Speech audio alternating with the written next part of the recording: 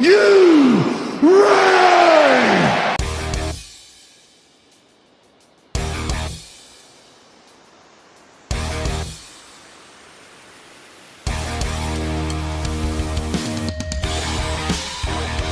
This is the DcX podcast with your hosts, Who is Ravage?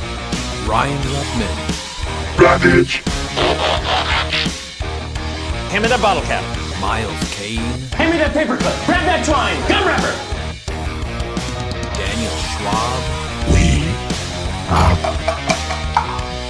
best friends, Asgard to Mouth, and Pete. Cause I'm just me.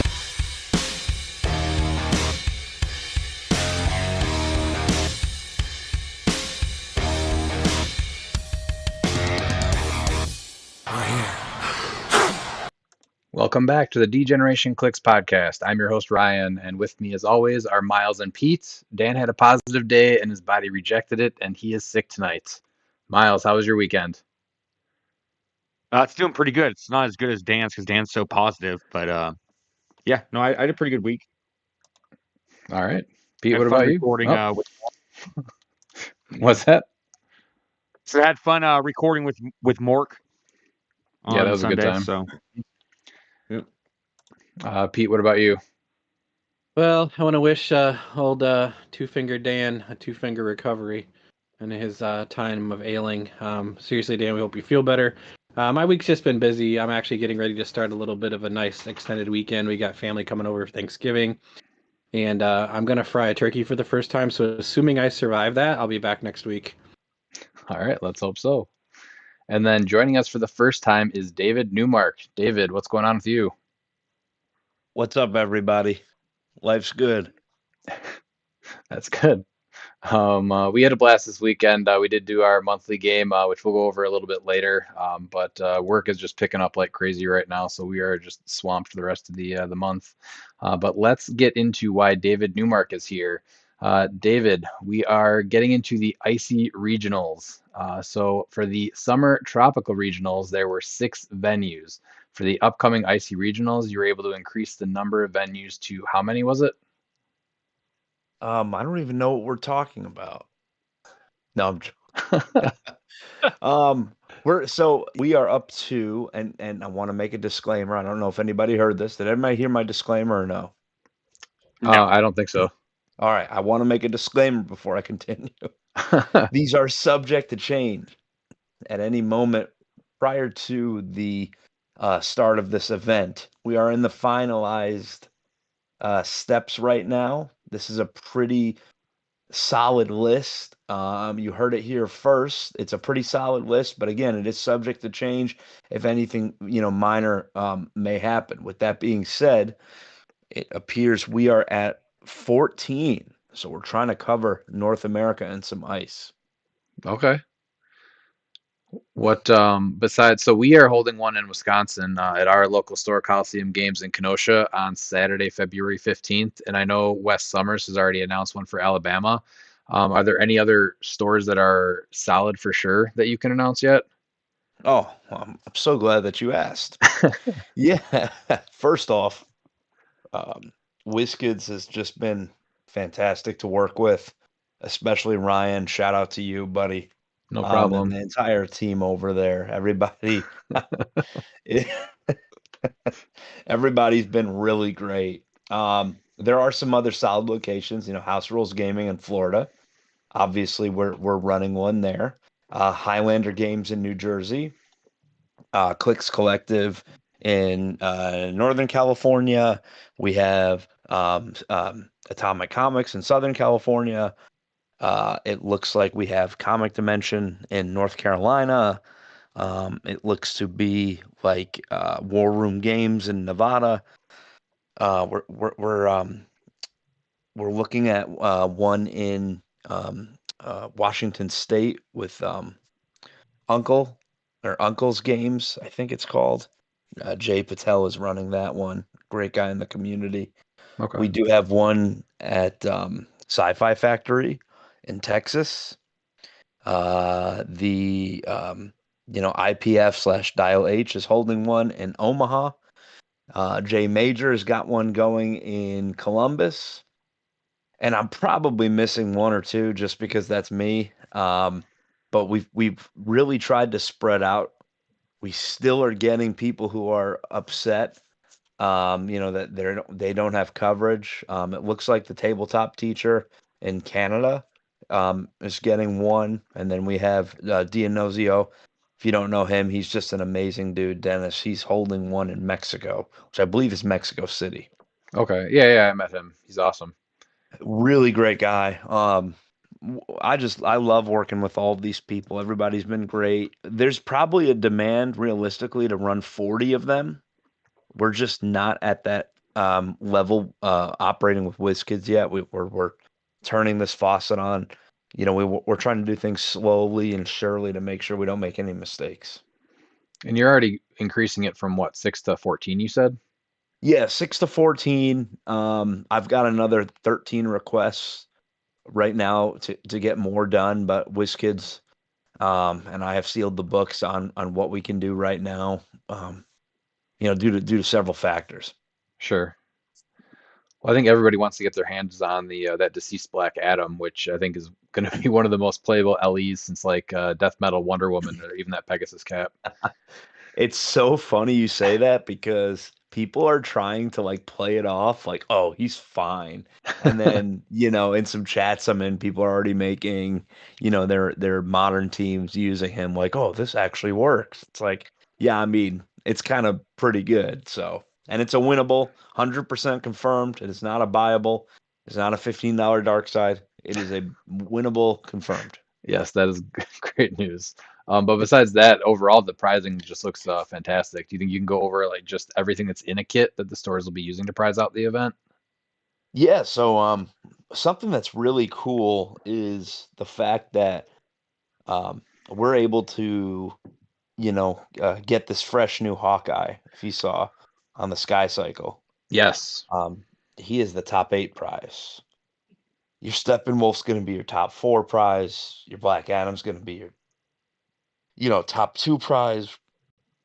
Number 2 also gets a Black Panther Chase Booster, and number 1 gets a Black Panther Brick and a buy in the first round in our main event. The top, we have participation prizes as Parademons. There's also Fellowship Prize. We think it's really cool, and what we allowed stores to do this time around, obviously with strict approval from WizKids, is they have some extra product in there that they were able to purchase to run side events with extra Black Adams, extra Hawkeyes, extra Steppenwolfs to give away as prizing. So whereas before it was strictly, come and play 300 Modern, now it's, okay, come and play HeroClix for the day. If it's 300 Modern and you want to play that, you play in your main event. But there's going to be side events running where you can also get a chance at Black Adam. Obviously, there's not that many going around, so you absolutely want to show up and bring your A game. Yeah, it looks like it's going to be a lot more of like a bigger event, not just 300 Modern, like you said. That's what we're trying to, play to helping the LGS, the gaming stores, so it's profitable for them. But we're also trying to give players what they want. Who doesn't want to get their hands on a brand new LE, one of the best that's going to be out, probably all year? Oh yeah, this should honestly draw quite a few people, I think. We drove to Ohio. I think it was like a 6-hour drive to go play in the one for summer, the tropical one. Oh, cool. So yeah, these should definitely be, I think, a big draw. And Definitely. as far as the kits go, like in the future, do you plan on offering any prizing kits that are kind of similar to regional kits that you've put together, just not directly attached to a series, just like where a store can purchase them at any time of year? Yeah, we're working with WizKids right now on coming up with all sorts of different things that we can do in terms of events that LGSs can hold. Part of what we do is ensuring that we have a certain level of quality and dedication at each of these events. So we absolutely want to make things purchasable in the future as a kit. Um, and we want to make sure we're selective, not to be like a boys club or anything like that. We're just looking to be selective based on quality of menu. We Sure. don't want to hear horror stories. We don't want to hear issues, that happen because we didn't properly vet a venue or something like that. So we're definitely in talks to make that happen, but we want to make sure we roll it out with the same quality that we've been doing. Okay. Yeah, that's a good idea. Is there any plan on just like a frequency for the ChampionClix Open Regionals, like 2, 3, or 4 a year? I think we're trying to find that sweet spot, right? Because it's not like a super crowded space, but we still don't really have our finger on the pulse of what competitive players want. Like I Hmm. have a guy local, who's a good friend of mine who believes that competitive events should happen in an area once a month. Whereas I have others that say, well, every 3 or 4 months is fine. We don't really want to play competitively that much. So we're still trying to figure that part out. I think right now, a summer, a winter, and then having our event seems pretty good. One could probably be added somewhere in there. Just don't know where. Okay. Yeah, it's that's actually a pretty big topic of conversation right now is getting more events and having players run more events. So I don't think that a an event every month is ideal, but I think every 3 months having something to at least look forward to is a really good idea. I agree. Well, the cliX West, we went with every other month. 'Cause that's and most of the players out here were like casual, but like every other month felt good. Yeah, I think But that's a good idea Interesting. too. like I said, it's trying to figure out that sweet spot too. It's hard because you do have the diehard competitive players that want to play competitive essentially every week, but you have a lot of players that just play competitive sometimes, and so you don't want to wear them out because then they won't be showing up if you're doing it so frequently. Yeah, Which exactly. I think they're getting Yeah. pretty like decent sized events, but the regional should be even bigger than that, drawing from a bigger range of like mileage. So like David, do you think that you could see Yeah, regionals every other month? totally. I don't know. Like I don't know what it takes for that. Like look, if we debuted an LE every other month, I think people are gonna show up like no matter what, right? If it's $30 to play in it and you have a chance at winning 150, $200 LE and a brick, et cetera, I Sure, don't think you would turn that opportunity down. I think though if it's hey, you're gonna get the same LE you've gotten now 3 times and you're gonna get a brick, it's probably not gonna work. But we have to find that frequency that works. So we may be doing more testing in 2026 or even at okay, the back end of 2025 to see what works and what doesn't. right. Um, we're just being pretty careful and cautious. I think yeah, right now your pacing is fine. Just even moving like we were talking about before, going from 6 venues to 14 venues, that's a huge improvement right there. So I think nothing but good things is on the way. Yeah, Um, but I don't want to disappoint people too. Like there's another element to it, right? I have FOMO myself of things. Like imagine being in an area where you're not being serviced, to have that chance at Black Adam and you've got to get in the car for 7 hours. I oh don't sure, want people to feel disappointed, but at the same token, like, there has to be an understanding. We work with whiz kids. It's not just our call here. So we need to be cognizant of the fact that a lot more goes into this than just, you know, opening up a map and saying, you know what, this little comic shop looks pretty good. We don't do that. The selection process is pretty rigorous because we need to make sure that the game store owner isn't going to lose money, number one. Number two, we don't want a really poor turnout, which is bad optics for everybody. So we have to figure out where that common ground is. right. In a perfect world, where do you think that the third one would be? If you're going from 6 to 14, where do you think 14 to where? I really want to expand internationally. We're working with WizKids on that, on like divvying up, things there. I really want to expand internationally. With that being said, if I could run 3 or 4 more internationally and like 7 or 8 more, in the US, I think the sweet spot would be 20 to 25 depending on, what the prize structure looks like.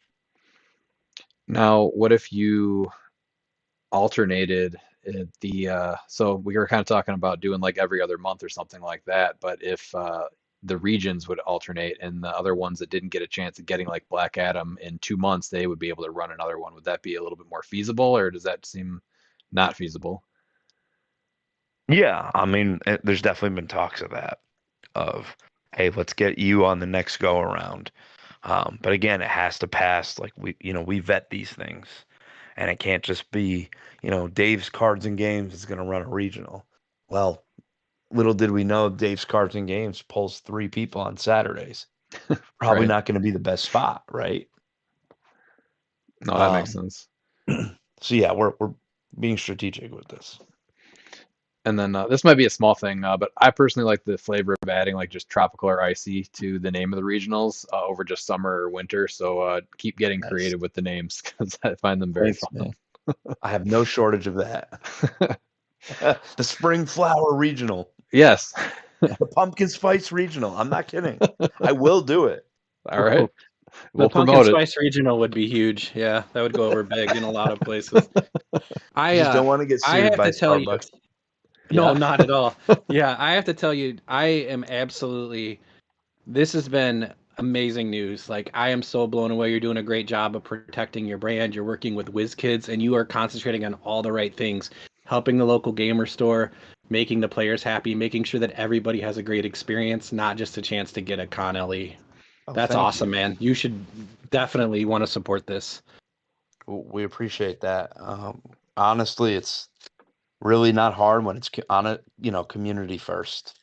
And that's how it's always been. And that's the vision. And that's not going to ever change. Even from the first event that you guys ran though, or well, was it mostly you I think, right? That did the first one. Yeah. I mean, pretty much. Yeah. But yeah, I mean, it's been like just a huge success, and just seeing the growth every year has just been like phenomenal. So this is our favorite event leading up to the ChampionClix Open, which I guess yeah, we'll switch gears into that right now. The March one in Orlando. But so Yeah. first off, I do need to know what we should be calling it. So originally, when this started out, is it just like an annual event? It was easy just to call it ChampionClix Open or ChampionClix. But now I can kind of only assume that this is the start of like an even bigger picture. Now that you've done regionals, things like that.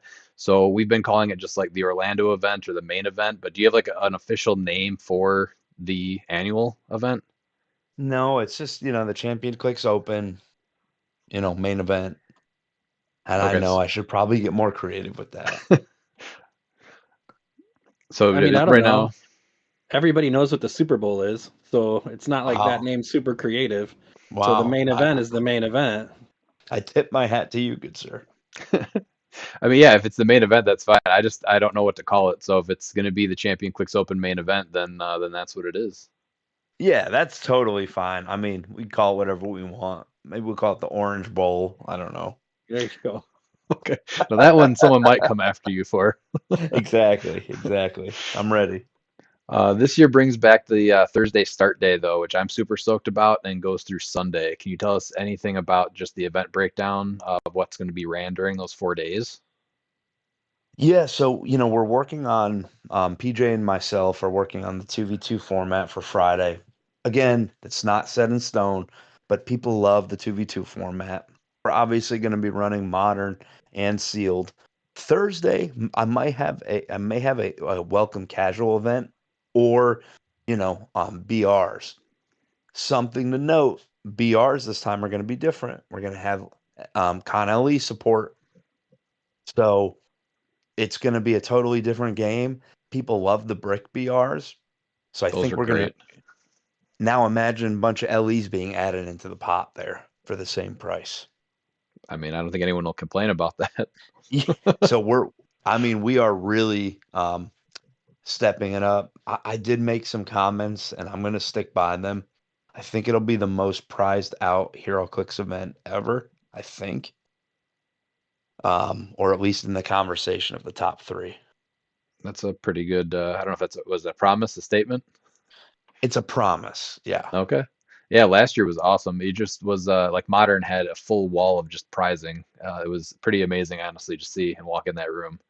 No, it's going to be more than that. Awesome. Um, by a lot, and there's going to be an even bigger grand prize. I don't know if you remember, but last year I think Isaac won.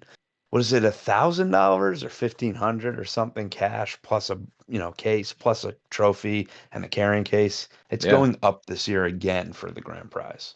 Okay. Do you have a dollar amount on that yet or not yet?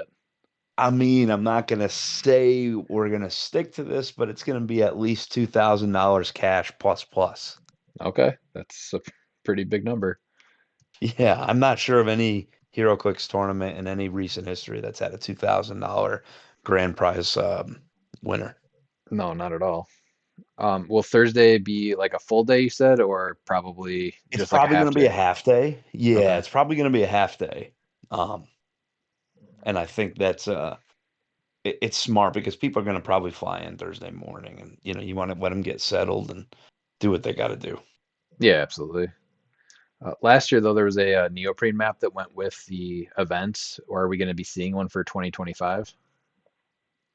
It's kind of up in the air. I still have to, get with WizKids on that to see what we can do.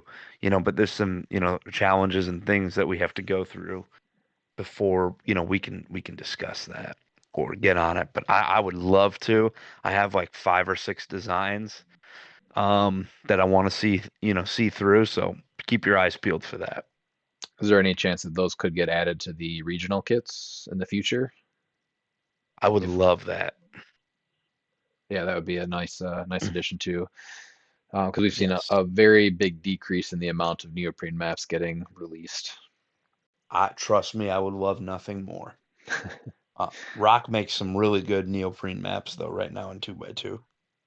Oh yeah, we used to get them like every month though, at least one a month. So now we're getting, I don't even know, not even one a quarter. It doesn't feel like. Yeah, I know it's tough. We're working on it though. I can assure you. You said the hotel block goes live in December, I think, right?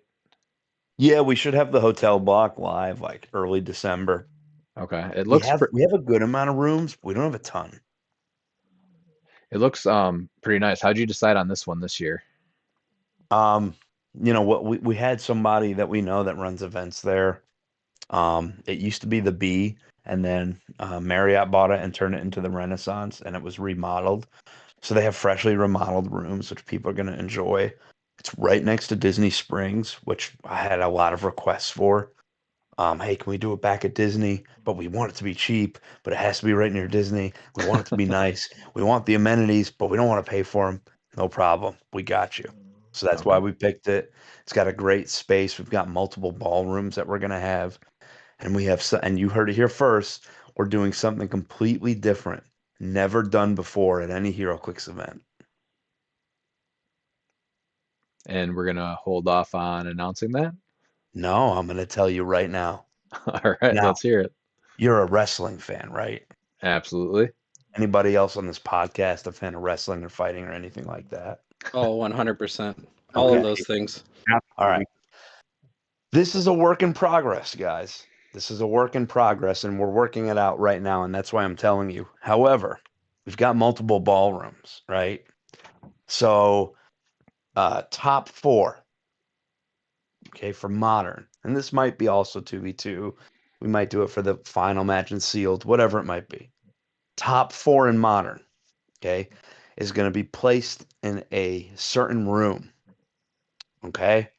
And there's going to be smoke machines, there's going to be strobe lights, there's going to be all sorts of things going on. We're going to have announcers in the other room, okay?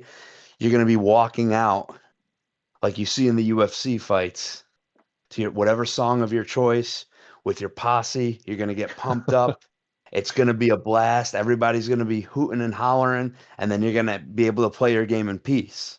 But we're going to make it a spectacle and some entertainment that you can watch in the other room, that you can grab a drink. You can probably grab an appetizer right nearby. So it's going to be a lot of fun. That sounds amazing. Well, I spoke with a lot of people beforehand, said, that would be a lot of fun to do. So, um, I think it'll be a hit. So I'm going to throw this out here. So me and Calder are both trained professional wrestlers. I was unfortunately wasn't able to finish my training because I had multiple kids. But Oof. what you're saying is that the ChampionClix Open, we can have an official match with Captain Calder versus Aqua Miles. That's Worlds definitely has the arm something. wrestling match. I figure ChampionClix can have the wrestling match. That's definitely something that we could discuss after some waivers are signed. Right. Absolutely. And I mean Wave Calder has to water sign the waivers. Oh, Calder's all about it. But yeah, we're gonna implement that. We think it'll be fun, and I think it's gonna add, a lot of anticipation and build up for it. Well, that sounds I'm awesome. already looking Yes, through something. wrestling themes. Like I'm just trying to figure out which one it needs to Yeah, be. Yeah, right. Tra-la-la. If I'm able to make it, it's 100% Tra-la-la by Gunther. So And if you get to the top 4, you get to pick your song that you yeah, come you know out what? to. I was on the fence because it's really tough that time of year for me to get out there since I'm from Oregon. But you know what? Yeah. I got to go there. I got to come out to Gunther's Tra-la-la. My ding ding dong. You see, we're gonna have, I'm hoping, Dial H will do it with me, but I'd like to be, announcing in the other room to have it on the screen, watching in the other room while they play their matches. So we're gonna have some commentary going. It's gonna be a blast, essentially a watching party in the other room. Because what happens is, the top cut happens, top 4 are playing, everybody has to be quiet. They're doing their thing, they're focusing. What if you could do that in the other room, get some commentary, talk with your friends? Oh, he made that mistake there. Oh, he clicked it one too many. You could do that in the other room and let the players play. Yeah. Yeah, it sounds really cool. I'm sold. I'm sold. I'm going to get my ticket as soon as possible. That's it. Look at that, it worked. Yep. I'll apologize to the wife later. It's much easier to ask for forgiveness, my friend. Oh, that's yeah. exactly what I was going to say. This is a beg for forgiveness kind of event now. Yeah, I've been with her for 18 years. I cannot count how many times I've asked for her forgiveness. It's become a running joke in the relationship. Just add it to the list, buddy. It's worth it. Absolutely. Yeah. Now, is there any chance in the future that we'll see like just a location established where we can kind of expect it to be held annually? Yeah, we would really like that. The problem is, with Orlando, it comes to be where the prices can fluctuate of like rooms 100%. So everybody loved the Hyatt Regency. I don't know if you remember, this was originally called the CLIX Cup, and it was at the Hyatt Regency, and people loved that resort. It had everything. Yeah. We got great deals on the rooms during COVID, but the next year we went to hold it, it was $249 a night. I said it's just too much. I can't ask people to pay $249 a night plus tax, etc. Is there anything we can do? And they said, unfortunately, we're really busy now. We can't. So, we went to the Wyndham Grand after that, if you remember. Yeah. And people did not like the hotel. So I'm not going to stuff people where they don't want to be. Then we went to Holiday Inn last year. I think we're at this point, we're now outgrowing that. We're trying to find a forever home. Bear with us. I would love it to be the Renaissance because it's kind of perfect for everything. So let's hold our breath and hope for it. Okay. Anthony Barnstable did write a couple questions for you. I think a couple of this first one we did cover already, but at David, remind me what an icy regional even is. How many are there and when are they? So actually, we did not go over the when are they. Did you have the dates? Yeah, they're gonna start mid-end January until mid-end of February, and we gave a specific time frame to our hosts. However, we're flexible a little bit on that, just for the sake of, hey, if you already have things planned, if it's really difficult, we don't want to shoehorn you in. But I'm so glad that Anthony Barnstable has asked because he just has such great questions. So, the Icy Regional is a regionally held HeroClix event coming to your local game store. And you should check back on our Facebook page and our soon updated website on more details. Well, his questions aren't done. So, what printed the move from January to March? Really, it just came down to the resort availability. For some reason, January 2025, it was like millions of dollars to hold events in Orlando, and that's an exaggeration. And then, what do we know about the ChampionClix Open main event in March? I think we already covered that. The wrestling entrances, though, does sound amazing. Seeing all the attention. Oh, sorry. Go ahead. No, please go ahead. Seeing all of the attention and love The Rock is putting into their states with updates and hunting down builds after the events to get data, would you ever think about undertaking an event of that scale? 3 weeks in, and we are through about half of the states, and about 387 teams have been played. Over 25 events, officially halfway done. That is a pretty big event series. Have you learned any lessons from what they have done that will help you in anything you're doing moving forward, such as something they did well and you did not think about? Yeah, I like how they keep everybody updated, during these events. I think that's really, really important. I think getting to 50 events, it's really just a question of scalability. And, Howard's been doing this a lot longer than I have. So, he has a lot of these stores on speed dial. I have to learn more. I have to talk to these people more. I have to get a better footing of, where our bases are going to be. But I could definitely scale it to whatever size that, WizKids will allow me to scale it to in the coming years.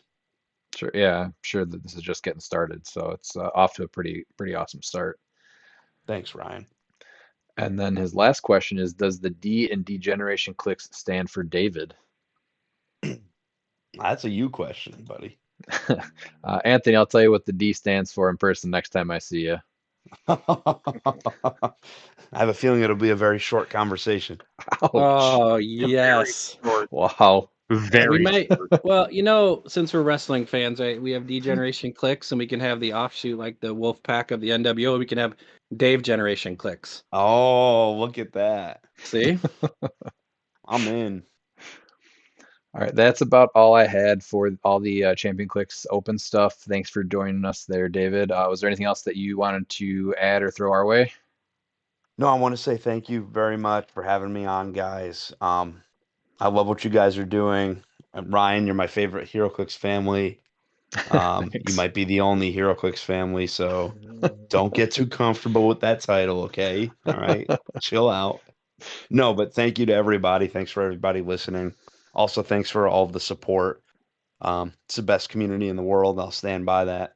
And I hope to see everybody in Orlando in March. 100%. Yeah, Oh, this is our favorite event, and Oliver's going to come with us this time. So if you can make it to this event, this is the best event of the year. Oh, thanks, man. All right, Thank thanks you. for joining us there, David, and we will be in touch.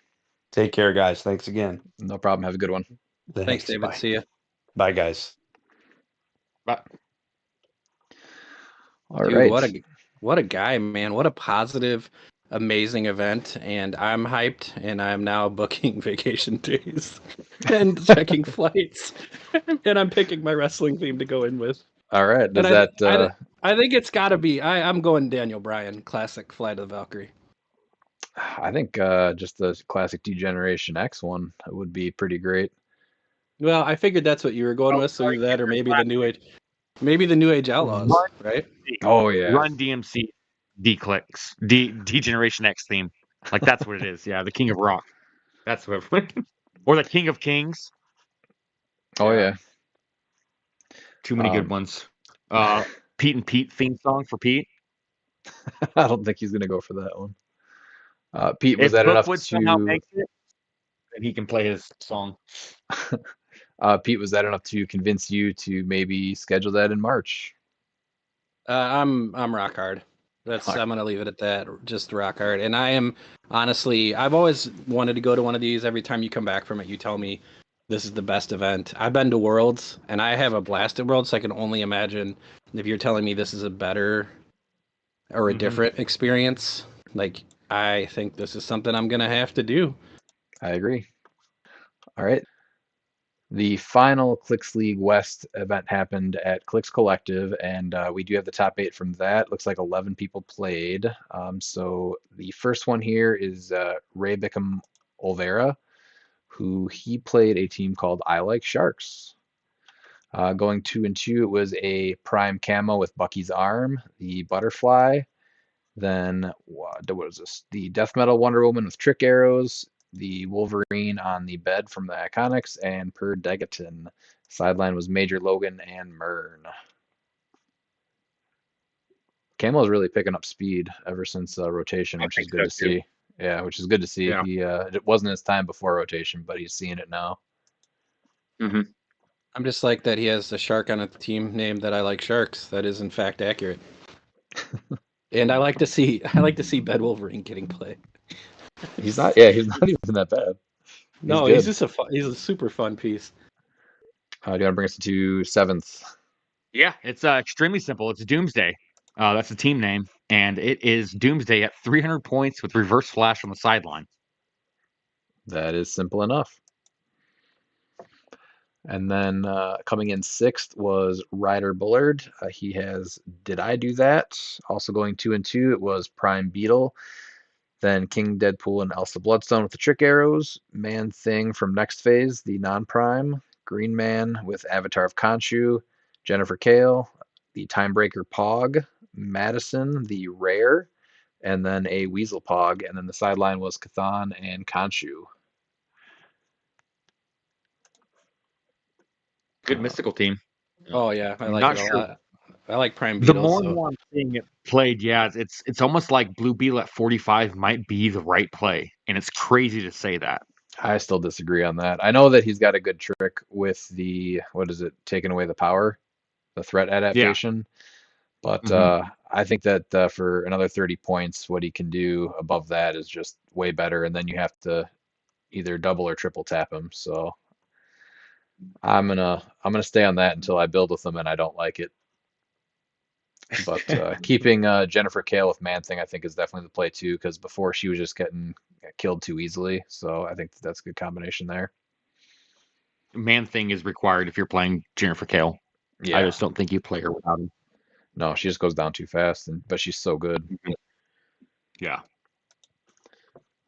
All right, Pete, do you want to take us to the next one? fifth place is Mr. Mike Denisco with the name Zeker. His team name is Swamp Thang, mystical theme. Prime Swamp Thing with the Avatar of Khonshu for free. Ghost Rider 048 King of Hell with Avatar of Amit. King Jefferson, Madame Xanadu, Jennifer Kale, and Madison with a Y and an I, not where you think it is.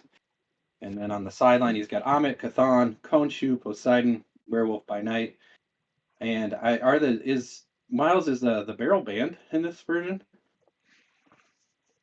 Oh, no, I talked with the winner about it. I'm gonna be having a video with him this weekend. But no, there was no barrels as far as I know that was played this event. Wow. And I think that's gonna be very important when you see the winning team. Is it banned in California? Because that's kind of crazy. The other event in California had it. Okay. So yeah, I don't know why It's this like one didn't. there's like state It's legislation against the barrel in California. yes. I'm like, well, no one told me because I play the barrel. So Coming in 4th was Guadam Budida. He played a 300 Kryptonian trial. So this was Kryptonian theme. So Austin Murray, check this one out. He played the iconic yeah, Superboy. I told him it's too late. The best that he can ever do is be the second best Kryptonian player. He talked about how he's gonna make cut. He never did. Guanum did. So he's Beat SOL him. now. Beat him then. Yep. All right. It's the iconic Superboy with Bucky's arm.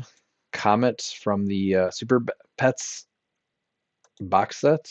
Crypto from the Super Pets box set with the avatar of Amit on him. Superstore from Masters of Time. Zala Jor-El and Harley Quinn, the Chase from Masters of Time. Very neat team. Using, was it Kathan on? Who would Kathan be on? Um, Comet? Comet. I think that's the only or option. Zala. No, yeah, Oh, okay. yeah. No, yeah, It just is comment. common. Yeah, common. I like the emit on crypto because you get the 3 damage quake, and then you're able to heal from that unavoidable. So yeah, I like that move. Yeah, very good move. Very unique team. Mhm. And then Yeah. Poseidon on the sideline in case he can get off the huge Yeah. quake with him too. So yeah, that's a very cool team. Yeah. So Austin, Well, this guy did it better.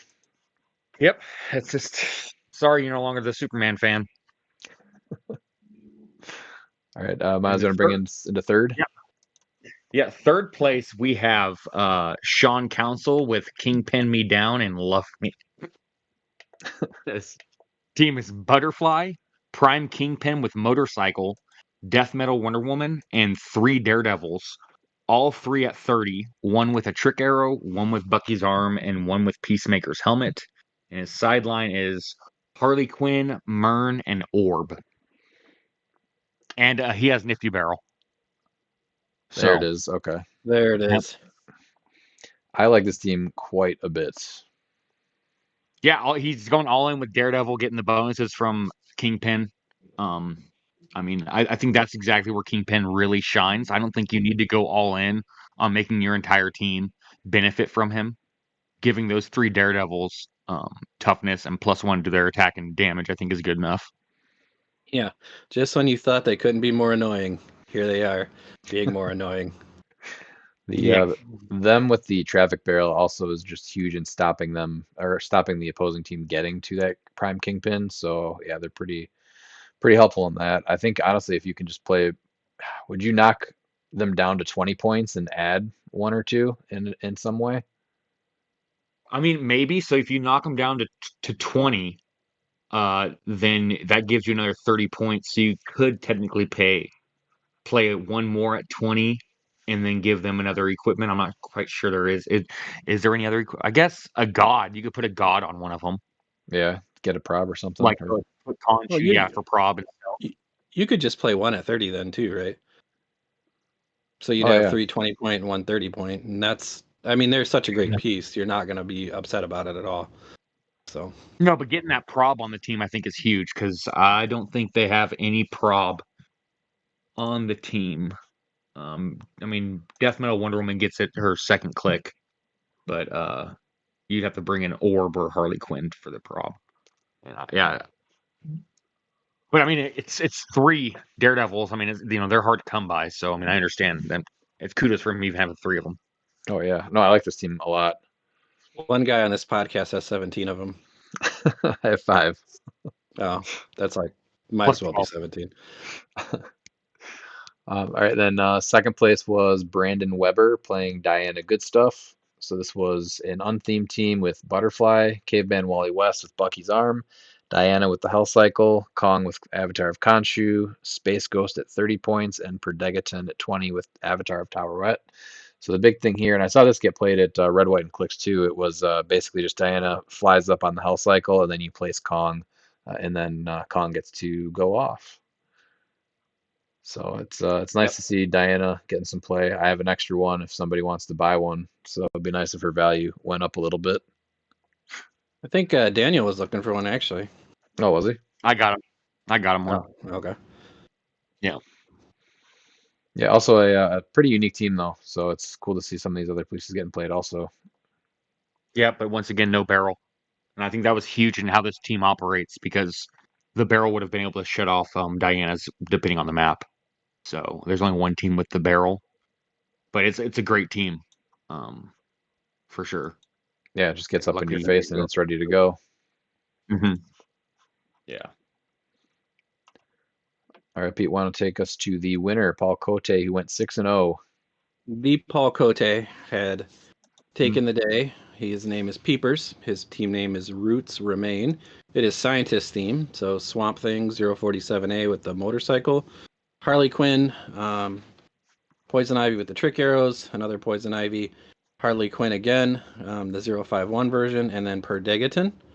And then he was also barrelless. But Paul, congratulations, great player. Yeah, I asked him exactly how this worked because I was trying to figure it out because he really wasn't going, you know, the normal route of plants. He did a little bit different. So he did the swamp thing with the motorcycle, and it's not on the charge or senses, it's on the free move a square. And so what he was doing was he was carrying up per Degaton with Swamp Thing to then make the marker, and then he would sidestep with per Degaton 2 back, and then he'd free move Swamp Thing another square. So that way he pretty much was almost back to his starting area. And that's where I said, like, did you have to deal with the barrel? And he said no. And that's the most important thing with Swamp Thing, because he ignores blocking with his movement. And so barrel could have really messed him up.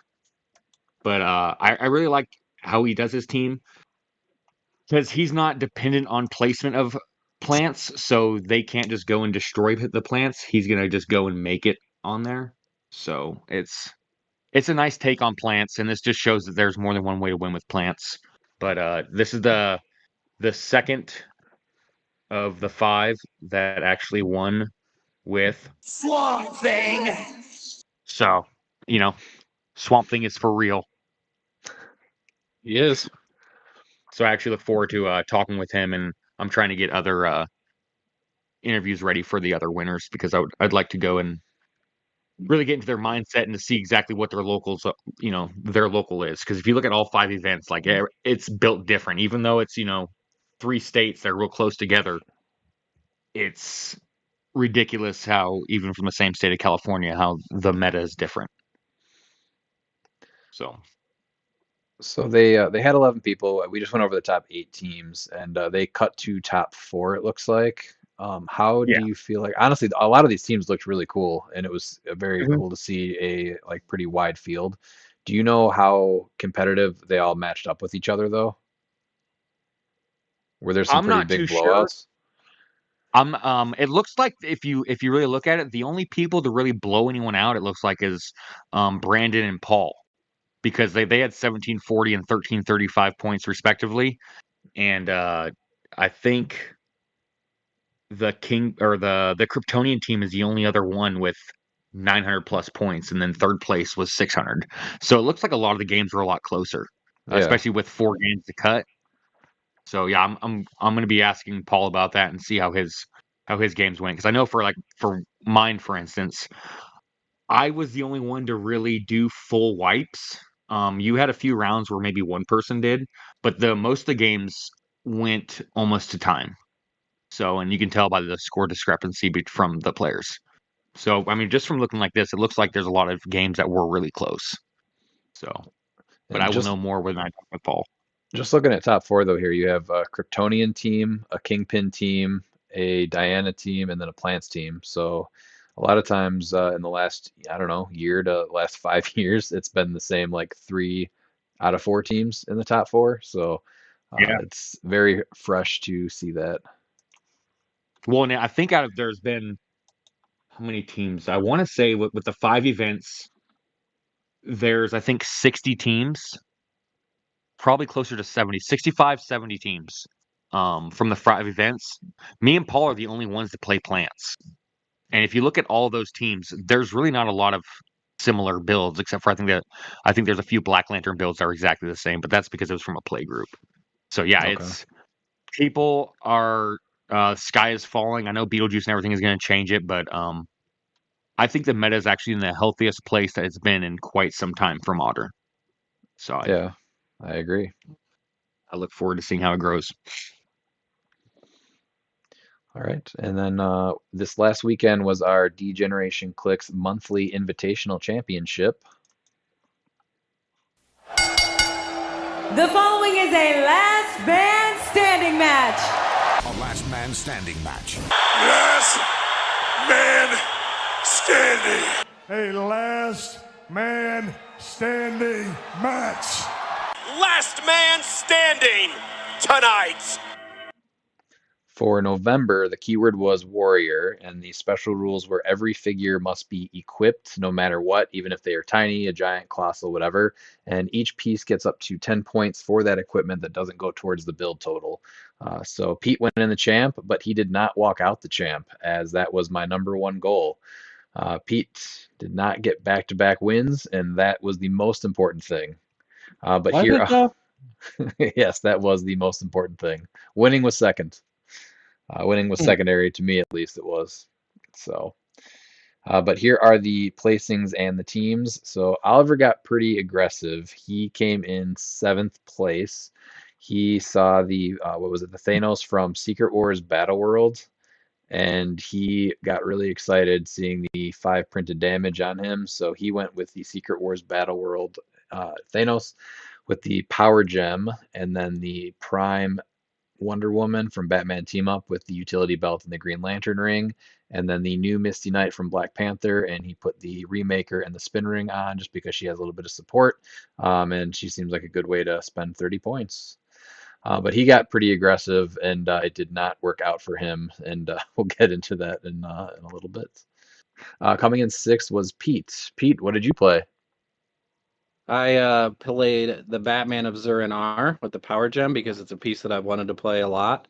And Matt Looper had a great play to get rid of him that I was not anticipating. I played Supergirl from Masters of Time with the Soul Gem. I played Black Leopard with the Spin and Lightbringer ring. I played Sky Tyrant with the All Black, and Death Metal Wonder Woman with the Golden Armor, who I banned. So I was the only person with Death Metal. That was honestly huge to not have to see her on 3 different teams or 4 different teams. So I was very happy about that ban. How do you think your team played out, though? I think my finish is not as good as my team was. I was pretty much involved in fights most of the time, and like I said, Looper had. I ended up essentially. We'll get into it, but I essentially ended up fighting 2 people and a bunch of positioning against one other person. So it was not. I took the middle of the map, and sometimes that works for you, and oftentimes you just end up being the middle of the sandwich, which is not a great place to be. So. Then coming in 5th was Matt Looper. So he played Echo with the Time Gem from Avengers, what is that, Avengers Forever. And then also Prime Wonder Woman with the Power Gem, though. Caveman Wally West with the Stones of Merlin. Io from Black Panther with the Darkhold. And then Misty Knights also from Black Panther, this time though with the Indigo Tribe ring. And then the Flaming Tuba bystander that actually does have the Warrior keyword. And the Flaming Tuba, because you could equip it, had the Spin Ring, which I think he kind of came into play quite a bit, didn't he, with that? The Flaming Tuba was my downfall, honestly. And then going into 4th place was Christine. So Christine played an all-woman warrior team. So she had the Wonder Woman 005 from the box set with Colony, the Wonder Woman 006 with the Muramasa Blade, Supergirl from Masters of Time with the Power Gem, and then the Black Lantern Wonder Woman Prime with the all black Necro Sword, and then the Dora Milaje from the new Black Panther set with the Darkhold. And then I came in 3rd, so I played the White Sword from the X-Men Nexus Swords main set at 75 points with the Soul Gem, Guy Gardner with Pog Your Pog, Craven the Hunter with the Blood Axe, because I really wanted him to get a better showing. Spoiler alert, he did not. Sinestro from Wonder Woman 80 with the Reality Gem, Battle Gnome with the Spin and Nightbringer rings, and Samurai with the Darkhold, and then also a Quardian Thunderer with the Adamantium Ball and Chain, which was an awesome play. I honestly think the Gordian Thunder was the most important piece of the match, but we'll get into that. Coming in 2nd then was Dan. So Dan played the Apocalypse from the X-Men Nexus Swords OP, number 38, the one that gets the Resurrection type tokens. And then he was equipped with, I think it was the Symbiote. Does that sound right? Yes. Yeah, Carnage Symbiote from SVAC. And then he played Kazar with the Beetle Pod. And also Man Thing with the motorcycle. Very effective team. The Vengeance one, I believe he also didn't have the Thunderbolts ATA? Yeah, he put the Thunderbolts ATA on him as well to give him the Spider-Man team ability, I think, so that he had a 4 through 6 super senses with the motorcycle. Dan was right on his normal nonsense, and it worked so well for him. It was so funny to watch because I didn't actually engage Dan at all, but it was a wildly effective team. Yeah, it worked out pretty well. And then we do have Ryan Harris. New champion! So he took his second victory. He played Quartiers. So it was the Wepner Quard. So originally he is 211 points, but because it's an older Carter figure, we have all of them be half off. So he was, what is that? It's 106 points. And then he had the Remaker ring and the Influence ring on him, and then Wonder Woman Prime from Batman Team Up, which I think she was the most played piece, I think, right? She probably, yeah, actually. I mean, she was certainly one of the most important pieces. She always is, though. Yeah, with Utility Belt and Green Lantern ring, and then he played, I think, the only Sky. No, you had a Sky Tyrant too. Yep. But he had Sky Tyrant with the Cloak of Levitation, which I thought was a kind of a weird play, but it actually came in pretty handily. Wonder Woman 005 from the trio set with the Wonder Woman bracelets, and then he also had Accordion Thunderer, but had the Sinestro Core ring on him. So That Wonder Woman, that 005 Wonder Woman was on a couple teams, and she is a little disgusting. Yeah, I haven't really seen her see much play, but her and the other one are both really, really good. Mm-hmm. The match started, I think. So you took the middle, right? I took the middle, and unfortunately, I ended up with you across from me. But I was in the So, church, and I was able to kind of just hang out right in the middle of the map, and you didn't want to come get me. I know you well enough to know that when you're basing your team out where I can get to you, and you also buried up for probably a good first third of the match. I was not going into your funhouse of dumb because I knew there was something I wasn't seeing. And so watching you fight with Dan and Christine, I was proven correct. So, Well, I had Christine was on my left, and then Dan was on my right, and on Dan's right was Oliver, and Oliver thought he was just going to be able to start blasting people for 7 damage, so he went in a little fast, and his Thanos got hit pretty hard. I think he missed his first attack too, and so Dan went after him, and then he got kind of hurt, so he went across. I think he was hoping that Harris was gonna save him, but he went right into the middle of the river, the icy lake, and I think he got hit by the quarter. What was it? Quarter? What's his name? the Weaponer of Cord. Yes, for like what 5, 6, 7 damage. Yeah, So Ali was pretty hyped for the game. So when the video gets released, you'll hear Ali's thoughts at the beginning of the game. So Ali made some pretty bold statements and then kind of just got really aggressive, and it did not work out for the young man. Hey, so every shot you don't take, you miss. So, kudos to him trying. oh yeah, we're gonna work on some team builds next time for the next month and some strategy so that he's a little bit more prepared because he thought he was just gonna blast everyone for 7 damage and be done. But he got a little aggressive and bit off more than he could chew. So he went out a little early, and then I think Harris kind of took his time moving in, and then Dan moved in on one side of me, Christine moved in on the other, and then I was just trying to stay safe. And I think, how early on did you and Looper start engaging? So I saw Dan and Harris coming. Like Dan was kind of a little bit moving towards Harris, and Harris was moving towards me. And it just so happened that Looper was just within range to try to get off Sky Tyrant to get a couple of resurrection tokens. And in classic Pete fashion, Sky Tyrant goes in, targeting things that he can absolutely murder with no problem, and I crit missed my first part of the flurry. I did hit the second one, but I basically had to leave the Tyrant out there where he could be killed. And we kind of were teasing Looper about playing the power gem, and he was correct in playing the power gem. So he murdered Sky Tyrant pretty quickly on the next on his next turn. Not that the power gem was a bad play, but playing it on Wonder Woman instead of the Green Ring and Batman utility belt. Yeah, it worked out for him. I mean, so the way I look at this, it's always hard to go in as a champion. You kind of have a target on your back. Yep. And Especially I have a you. big target. Yeah, I have a big target. So Redmond was trying to get me to drop into the Funhouse of Horrors, and I wasn't buying it. I kept kind of fainting like I was going to go in for something, and I just thought there's something I'm not seeing with that team, and I can't get in there to do enough damage, so I'm just going to kind of wait it out and see what happens. But I tried to go after Looper, and I ended up paying for it pretty dearly. I did not actually score. I always consider success as if you clear another team. Like if you score more points than your team is worth, then that's a pretty successful game in our big games.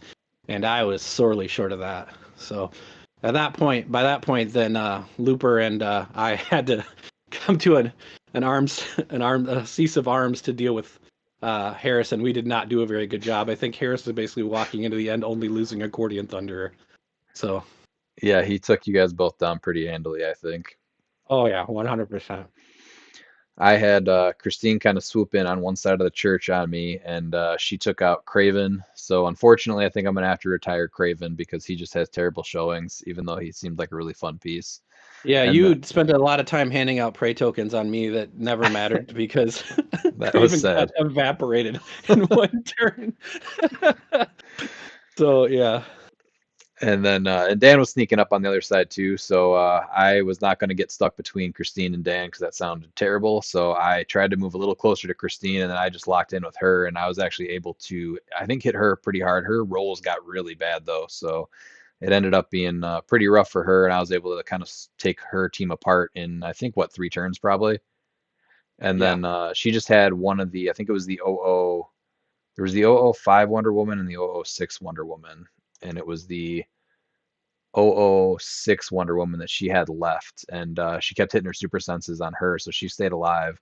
And then Dan's was sneaking in the the other side of the church, so I threw my Accordion Thunderer over to his team, and I was able to pulse wave, and I actually hit I think like a 9 that I needed, like a 9 or a 10. And I pulse waved his whole team, and then I put the adamantium ball and chain on Apocalypse, which he did not appreciate. So the Oh, it's adamantium ball and chain. such a good play. So the adamantium ball and chain was is modify speed -3, and when this character hits after resolutions, you may KO this object. If you do, choose a hit character and modify speed -3 for the rest of the game. So that was 1 turn as soon as he started coming into the church, and then I put the adamantium ball and chain on him, and then just to add insult to injury because I hit my shape change when it was his turn next, I was able to pulse wave his whole team a second time when I hit another 9. And then he finally got me, but his Apocalypse went that -3 speed is a pretty big deal. So top dial, he is a 10 running shot with 6 range, and so 5 running shot. Then once you actually do your running shot, the adamantium ball and chain made him a 2 running shot, but he still would get this. Completely changed that piece. Which he still had some range though. So yeah, the running shot was only a 2 speed, but he still had the 6 range. What really hurt though is when he got knocked down to charge, and he's an 8 charge. So 8 charge would put you at a 4 speed, and then the adamantium ball and chain brought him to a 1 charge, which I thought was pretty brutal. So Dan did not really appreciate that too much. No, and you were pulling a lot of shenanigans with knockback and the use of that. Like you basically shoved Christine into Dan at one point. Well, I did, yeah. Them sorted out. Yeah. The well, because the only way that man thing was just not going down. He kept hitting his super senses. The Apocalypse was hitting shape changes. So I started trying to get away from Dan, and I kept doing like the spin ring or the boot to Christine's last Wonder Woman, and I was putting her next to Man Thing and Apocalypse, and just kind of trying to give her away and get her away from me.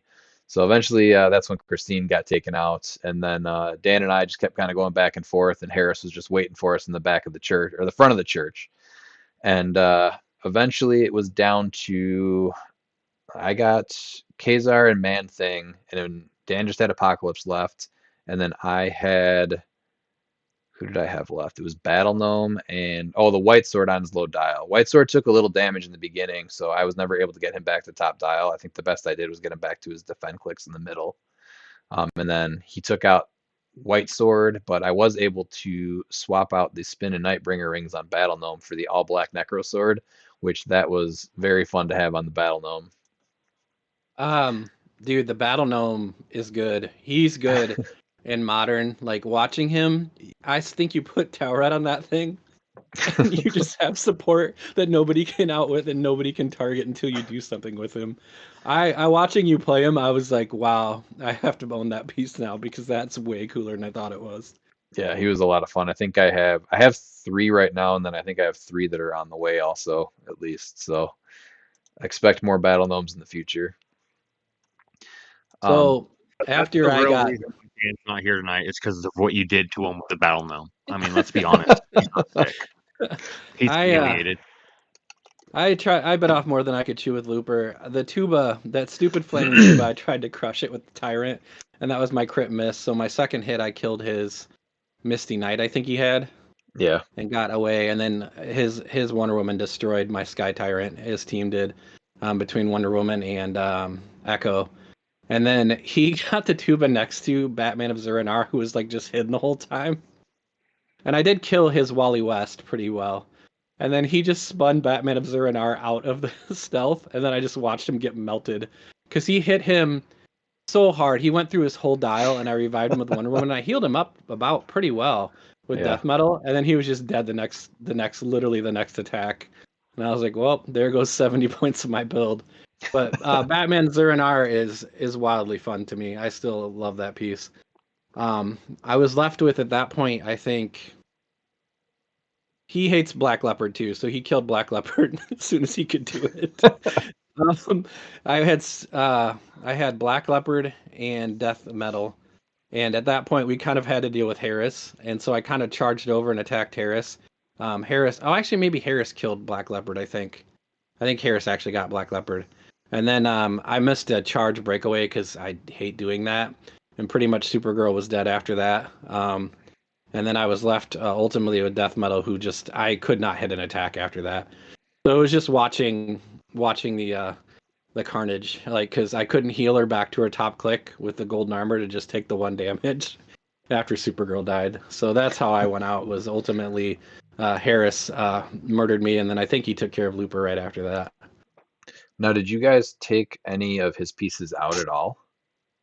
Looper got his Cordian Thunder. I couldn't hit.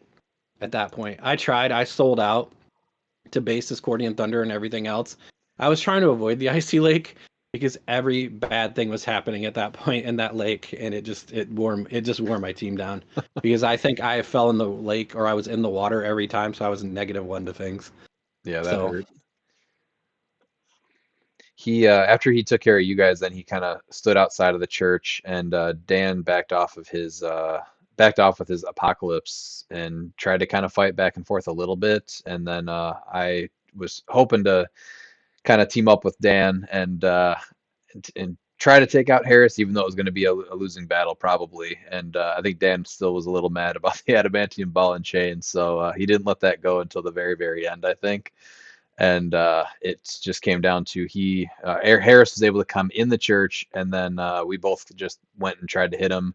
I think he missed his attack, I missed my attack, and then Harris just pulse waved with his was the Weaponer of Quard, and that took out my gnome, and then went back to Harris again, and he pulse waved again for the win. So congrats to Harris on his second month win. Always an interesting play. Harris always brings some piece that, like, maybe Dan knows what it does, and I'm reading about it that day, and I'm like, that just is insane for the point cost. Well, we did some damage to the Weaponer. We had got him down. I think Looper and I got him half dial, but he was able to support up with Wonder Woman, the Prime Wonder Woman. So he did take some damage. The Sky Tyrant that he had a couple of resurrection tokens with, he was able to knock down to his last click, and he didn't have any more resurrection tokens, so he was playing it really safe at the end there. And I think a couple of other pieces are pretty low too. The thing that got me though with that Weaponer was he looks just like a generic. I did not realize that he was that crazy of a piece. So the first time that he attacked Dolly, what was it? Do you remember how much damage he did? Oh, it was like with the empowers, it was like 6 or something, and Ollie's first thing he said was, "Can I see his card?" So the other thing that Ollie learned about was the ATA, so I'm assuming that's something that's getting talked about in your house now. Yeah, he was a little surprised on that one. But yes, congrats to Harris for the win. All right, that'll bring us down to the listener questions. Your ass better call somebody! First, we have Wes Robertson.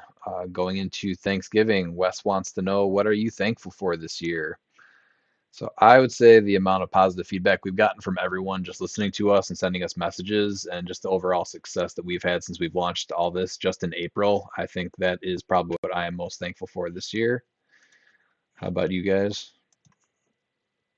Yeah, that and yeah, the last 8 months has been insane since we've started Degeneration Clix, and yeah, I just can't thank everyone enough for enjoying saying that as much as they enjoy us, because I mean we're gonna do it anyway because we're selfish, but it's it's nice to know that other people actually enjoy us, so it's it just makes it really fun. That's just Clix related stuff. Other things obviously I'm thankful for is my family and everything, they put up with a lot. Yeah, me too. I should add that also, my family. I am thankful for my family. I'm going to echo what these guys said. It has been absolutely mind-blowing to me that, I mean, because I honestly joined the podcast as like just a way to talk to my buddies, and we've had so much fun, and it's grown by leaps and bounds. And so the community in general has just been phenomenal. I am thankful for what is, even in times where the community does get a little bit of rabble about it. Overall, I think mostly this is a very positive community, and I think more people than not just want to have fun with HeroClix, and I'm excited to see the direction, like with what David's doing and what Aaron is doing with Silver, and I think we're headed to kind of hopefully a golden age of HeroClix here, where we can see the game grow again and become more fun with other people and other formats. Absolutely. Second question is Scuba Dan versus Scuba Thanos. Who wins? I don't think we've seen Scuba Dan. He's kind of just a myth or a legend, I think. So I'm gonna have to see him. So Scuba Thanos just got a T-shirt. So until Scuba Dan Absolutely. makes an appearance on camera, I think it's got to go to Scuba Thanos. The Scuba Thanos shirt is available on degeneration.clicks.printify.com. There's links on our Degeneration Clicks Facebook page as well as Aquamiles' Facebook page. So go ahead and like and follow both of those pages. And please order yourself a Scuba Thanos shirt. And while you're at it, go ahead and get yourself a giant sized Dan Thing shirt as well. Oh, the giant sized Dan Thing is so good. It's such a great shirt. Mine's actually already on its way. Of those two, I mean, Thanos is inevitable, but Dan is a sexy man. So if it's a swimsuit competition, Dan's got it in the bag. Yeah. All right. But we have to see it to believe it. Yeah, I'm gonna need to see actual Scuba Dan. Yeah, I don't even know if he's real. There's some gauntlets being thrown down tonight with young Daniel being gone. This is actually a good one then, since Dan isn't here. But everybody roll a D6 and who got the highest? Do you guys have a D6? Yep. All right, let's hear it clink. I don't know if you heard that. I'll roll it again. Well, I got a 1, so that checks out. I have 2. You got a 1 or a 2? 2. I got a 2, so we're gonna have to roll off Miles. All right. Let's So go. sad. 4. I got a 3, so Miles wins. If Dan was here, it would have been a 6 or a 5, so it wouldn't have mattered anyway. And it would have just ended. Yeah. He got a 1. Yep, sorry. What is a superstition for playing HeroClix you used to have, and what is one that you still believe in? So I don't know if superstitions ever go away. I think it's something that you kind of just always believe in. So I still have ones that I believe in, and one of them is I hate people touching my dice, and I instantly feel like they're just going to roll worse after they're touched. And then also, if I start an event with bad dice, that's just how the rest of the event is going to go, and they're just not going to turn around. Absolutely. That's why we grab everyone's dice. Dice fondler. Mm-hmm. I for 100% have superstitions. I can tell you my first attack of the day, how the rest of my day is going to go, and Yep. it never changes. It's unbelievably consistent. And then as far as like superstitions, there's certain pieces that even if everybody else is like, this piece is awesome, like white people turn 2 with them, they don't play well for me, I'll never look at them again. That's a good one. But that's actually something that I think we could probably even just talk about sometime. Miles, did you say yours? No. So my main one is that I didn't do it at Worlds, and I think I'm going to start doing. I did at CliX League West. I'm gonna wear adult diapers, so I don't have to worry about going to the bathroom. I need to get back into that. That's No, just I lazy. don't really have a lot of superstition. Yeah. No, it's not lazy. It's getting in the zone. Okay, it's getting in the zone. I don't see the connection. I'm I going to be honest with undefeated. you, that's honestly just gross, Miles. Hey, results don't lie. I'm number 2 currently for 300 modern. Okay, And probably a number diaper. 2 in your adult diaper too. Yeah, times 4. Whoa. Yeah, no, I don't have a lot of superstitions. I probably should, but I'm right there with you with dice. Is that like, yeah, if my dice start rolling cold, then I know that it's like, like, oh, just keep going through the event, and it's like, okay, I go through the event, and it's like, why did I do that? I'm 1 in 3. I should have dropped, knowing So that I'm rolling crap. we had practice for Monday night in Silver, and of course, Redmond and I match up round 1. And my first attack is again a crit miss with Sky Tyrant, trying to kill a Kong. And I got pissed, and I half rolled my dice and half bounced them off the table.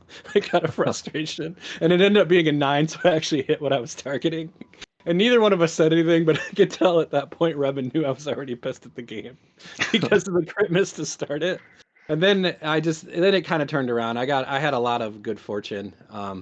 Your team is a lot better than my team overperformed after that, and I think your team's a lot better than what it showed just because of I just got like pretty lucky on some dice rolls there. You missed like one rollout with Kong that if you would have hit it, it would have completely changed the game. Yeah, I try to at those practice events too, though. I do try to do different like maps and be more aggressive to see how things play out. So I also made decisions that I probably would not have made the same, like as fast or whatever. I wouldn't have gone in as fast. You wouldn't have left your whole team to get pulse waved the next turn. I didn't think so, but yeah. Yeah, when I practice, I do the same thing. I do the low risk, high risk, low reward. I do those plays just to see like if it's worth it running it, and then just to like get that idea that, oh yeah, I forgot this team can do this, and I was able to pull it. I was able to at least try to pull it off. Like now, I mean, I got nothing. Let's go for it. So it's the practice is exactly when you make those mistakes. You purposely make those mistakes to see how your team's going to be able to handle it, or if you're going to be able to pull it off. That's how I practice. I know people think it's wrong, but And just how it starts to perform as you start losing pieces, like what you can yeah, do with some of those other ones. So it's because that's a lot of times what the end of the matches come down to is like what you can do with what you have left. So I definitely push the limits a lot more when we're practicing for these things because that's the best time to get that practice in. yep. I know I have a lot of people practice or they don't practice and they just kind of theory craft and then they just assume everything is going to go right. And I always look at the opposite and it's like what happens when things start going wrong? Because that's usually what happens more often than not. I'm a No, that's why whenever 100%. anyone asks me for advice, I always tell them, not how does your team win, but how does your team lose? If you can figure out how your team loses, then I think that you're able to fix those weaknesses or at least try and be prepared for those. You're not going to be able to counter everything, but if you're at least prepared for how your team loses, you have an idea instead of trying to wing it. Yeah, that's I not an firmly angle. Sorry, Pete. no. I go ahead. It's not I an was just angle. Go gonna ahead. no, I was just gonna say that that's not an angle that many people think or everybody thinks about, and I think that's a really good way to start thinking about your team before you bring it to an event. But now, Pete, go ahead. I just assume when I go for an attack, I always assume I'm missing it, which sounds counterintuitive because you still have to make them, and you have to make them, and no matter what, like I'm just assuming like the thing I need to hit is not going to happen, and so I'm always thinking of like, so what happens next when this person obviously is going to start taking pieces off of me. So that's kind of how I prepare for stuff. I do a lot of theory crafting, and I will guarantee you I will freak myself out by Saturday, which is our states, and completely revamp my team at the last second.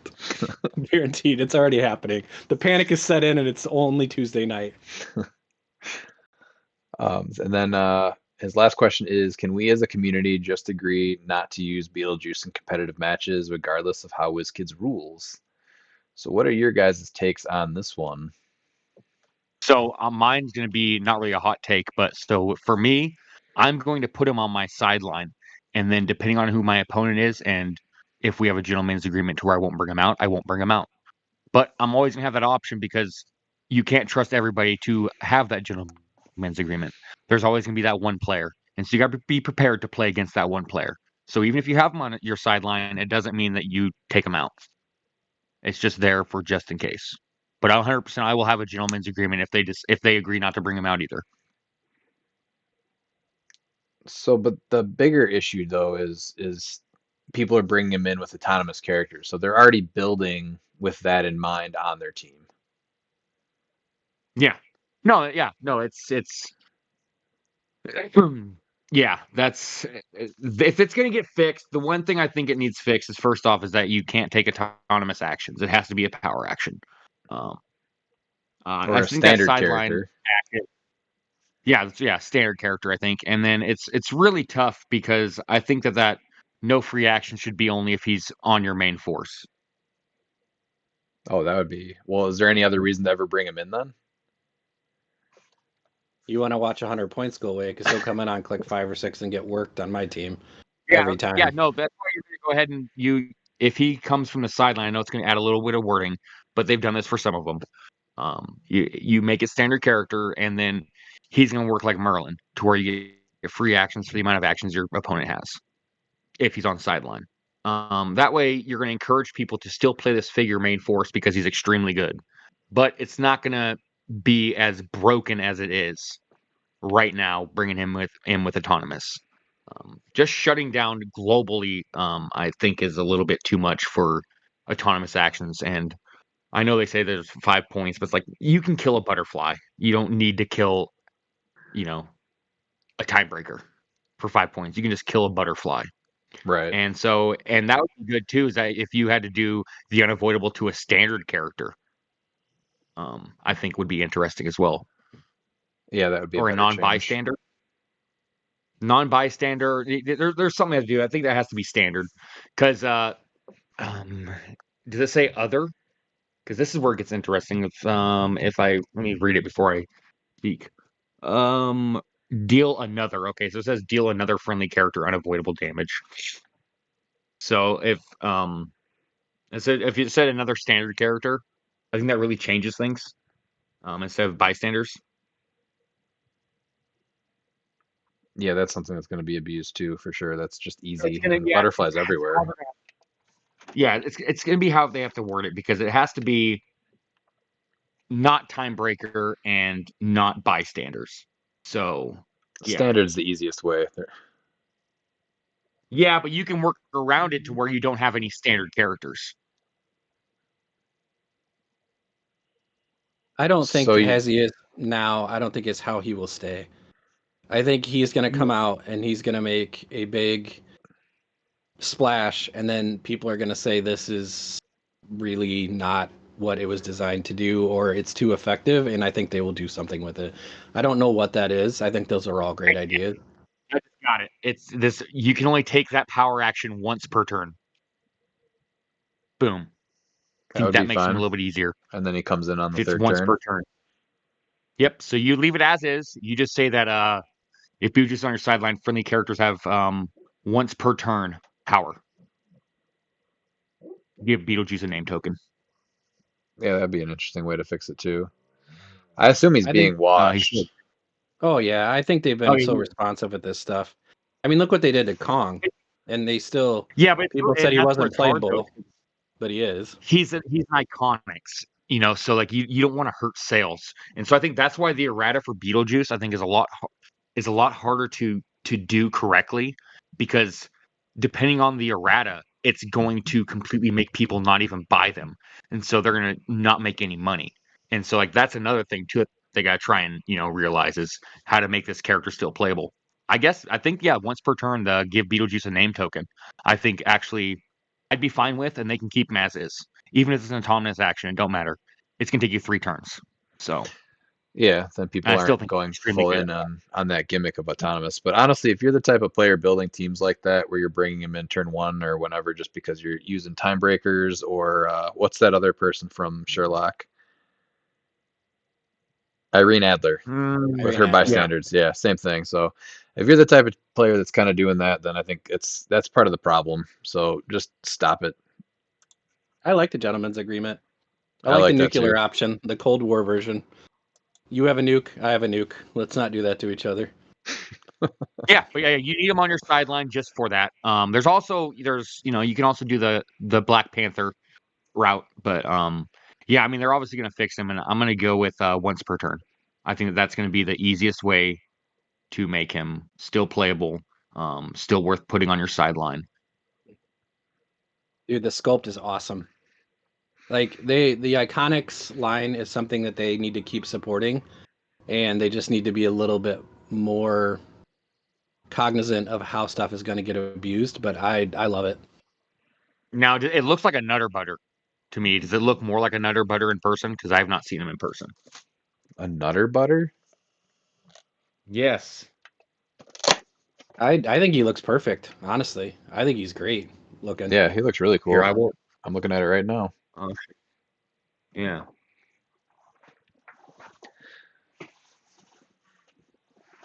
It looks like he's sitting on a little Nutter Butter.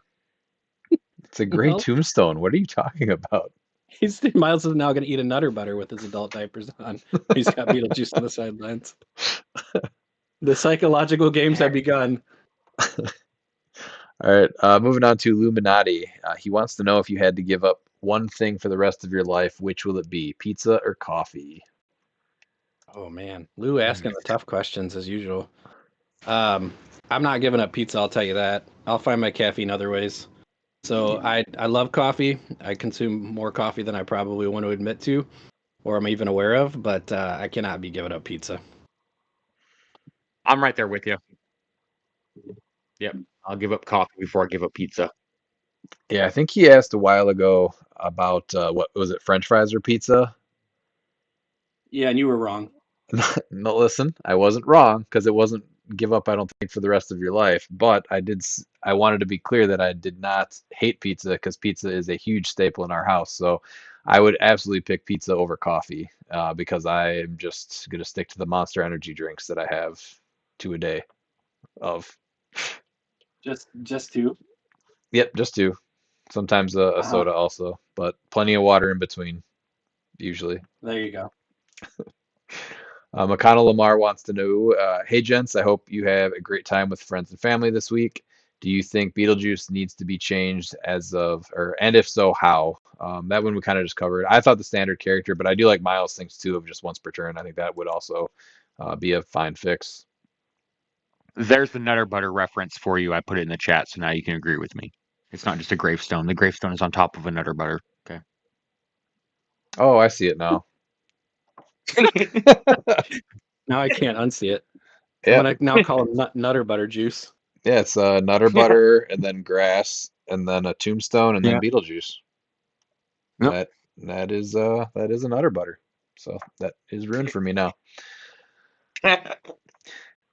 And then his second question is, if a tournament was happening between the end of states and the beginning of Icy Regionals, would it be better as a Silver or Modern Age event? So eventually, I'd like to see more of both events happening year round. But with where we're at right now, after states, I think it should go back to Modern leading into the Icy Regionals and the actual main event in Orlando.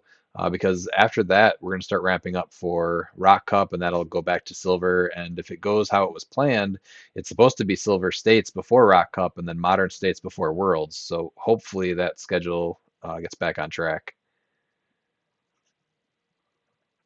I agree. Yeah. And then he has a Mephisto update. Thanks for the tag. Still a little too rich for my blood, so the hunt continues. Somebody get this guy a Mephisto. Yeah, help one of the nicest dudes in HeroClix, McConnell Lamar, out and get this man a Mephisto. And then he also asked thoughts on the High Rollers OP kit figures. I forgot if this was covered last week. I think we have a few figures to catch up on, which would be a good Yeah. episode. Pete, did you get yours in? I did, and they're wildly fun. I haven't really figured out what to do with them yet, but I am glad that I have one. And it's always fun to kind of have things before other people, including Redmond. This might be the only time in HeroClix history that happens for me. So I'm building some teams with them. What was it's because I did not grab them before they sold out on eBay. Man, Kitty Pryde and Wolverine. Yeah. I think they all have their place. Of the two, I think the Kitty Pryde and the Multiple Man are the most interesting, but that Wolverine's not bad.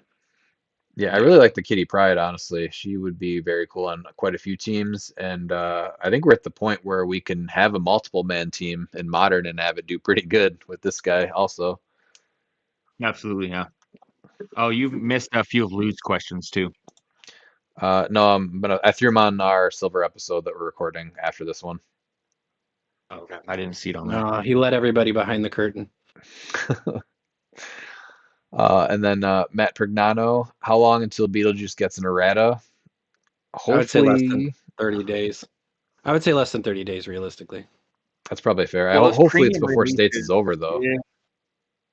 Yeah, I don't think it's going to be before States is over because we're right now recording during Thanksgiving break, and then we're going to have Christmas, and so it's going to be really hard to see if they're going to have time because we don't know what's going on behind the scenes, because they're still dealing with a bunch of stuff. I know people go, we're supposed to get what Collector's Trove next month. That's obviously not happening. So Don't ruin I'm December hoping for me. It's there's no way it's happening. There's just I know it's crazy to say, but just we don't even have Porter videos up yet. That's fine. It could happen next week. No, I can't. I have 2 birthdays and Christmas. I can't, and I just and there's also Black Panther just came out. No, do it at the end of January is perfect. And that's when Spider-Man comes out. That's not happening either. I'm gonna need Collector's Trove in December. Let this man have his Sorry. holiday wishes, Miles. Don't take it from me. I know I shouldn't have had 5 kids. It's my fault. I get it. He won't be I think legal it's gonna for our be- states though, so that's I think the plus right there. It's gonna be interesting, yeah, because the states I'm judging, I'm gonna have to deal with Beetlejuice. So I'm gonna talk with some rock judges and see if maybe we can do like a gentleman's agreement, but obviously not because you can't really do stuff like that, without So I'm obviously not gonna house rule it because if everyone else that plays on the 7th is playing them, it's only fair that people out here can too. It's just a nightmare. I just know it. Well, Aaron's talked about that a lot. Like anything that's modern, that ends up in silver is kind of a little bit of a different kind of thing than just straight silver pieces. Yeah. So I'm waiting to see what happens. I'm gonna let everyone know if they want, they can do a gentleman's agreement. I'm not gonna ban it, but you can be a gentleman or not. And as we review silver teams, if you build with this on your sideline and put a bunch of autonomous pieces on your main force, I'm gonna call you out for being a shit player. Yep. So don't do it. Adam Sandler will be hurt a lot if we see that team. All right, moving on to Garrett Schnathorst. Looking to hear about that Loveland Frog dial design. Hope it's good. I'll get back to you on this one. Loveland Frog actually came up on Tide to Tide episode 6 recording, I think it was. So we Yeah, have not forgotten about the Loveland Frog. We're gonna watch the movie about the Loveland Frog, and then we're gonna so we can really delve deep into like how this dial needs to be designed. Yes, it's not just something you just throw together. You have to learn about the Loveland Frog. It's yeah. we're gonna it's put needed. some work into this one, so just wait. Are you I'm committing thinking about to? maybe doing a watch party. We can do a watch party of the Loveland Frog movie in Discord. So if Set you it up. guys, that sounds like a cool idea. I'm just send us a DM, reply on this the post for this podcast. Join the Discord. Loveland Frog watch party. Redmond, are you committing to if you win Worlds, you're designing a Loveland Frog, please? Oh man, can we do that? I think it's usually just Marvel and DC pieces. Dude, how cool would it be to be able to do an Iconics though? That would be amazing. Yeah, no one owns the rights to that. That'd be super easy, even if it's just a Con LE, got to be easier to do that than to have to talk with Marvel and DC, because like this gives them full, you know, there's nothing to even, no rights to even get. And Battle Gnome and Bigfoot are so good. Yeah. Like, Absolutely, yeah. Just make it a store, Ellie. The Loveland Frog. All right, moving on to the second question. Kind of been thinking about what our next real X-Men set will be. Thoughts or wants? That's my favorite set right there, is always X-Men sets. So I really want another animated set. There were a ton of misses in the XDPS set just because the main set was so small due to having Colossals. But Alpha Flight, the Morlocks, the like 90s X Factor, they all need love. X-Men 97 would be awesome, but that's just, I think it's probably a little too early to see that soon. I Um, don't think so. I no? think that might be the next set. No, because it's about 2 years. Disney's running at Marvel, and they decide. They pushed X-Men 97, and if you look at how the Disney Plus sets are, it's like every other year. Um, after 2 years after something's been released, I could totally see them X-Men 97 being it, and that's going to be the sequel to the animated, so that they can get a lot of those figures. And it'd be cool if we even get some legacy figures from the Dark Phoenix saga. Oh yeah, that would actually be awesome. That'd be the Yeah, perfect I time to think bring back Dark Phoenix. Yeah, because Oh, that's what please. Disney has.